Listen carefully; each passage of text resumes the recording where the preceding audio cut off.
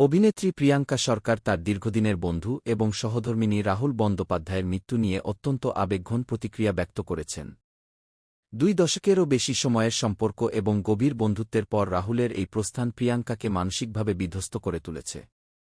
তিনি জানিয়েছেন যে তার জীবনের সবচেয়ে বড় প্রাপ্তি ছিল রাহুল এবং তাকে হারিয়ে তিনি কার্যত তার সবথেকে ভালো বন্ধুকে হারিয়েছেন। তাদের এই দীর্ঘ 22 বছরের সম্পর্ক ছিল অম্লমধুর। সাধারণ মানুষের কাছে তাদের নানা ছোটখাটো ঝগড়া বা মতপার্থক্যের খবর আলোচনার বিষয় হলেও তাদের একান্ত আড্ডার গল্পগুলো ছিল একেবারেই ব্যক্তিগত।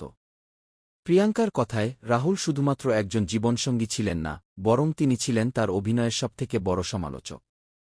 অভিনয়ের প্রতিটি ক্ষেত্রে রাহুলের মতামত প্রিয়াঙ্কার কাছে অত্যন্ত গুরুত্বপূর্ণ ছিল।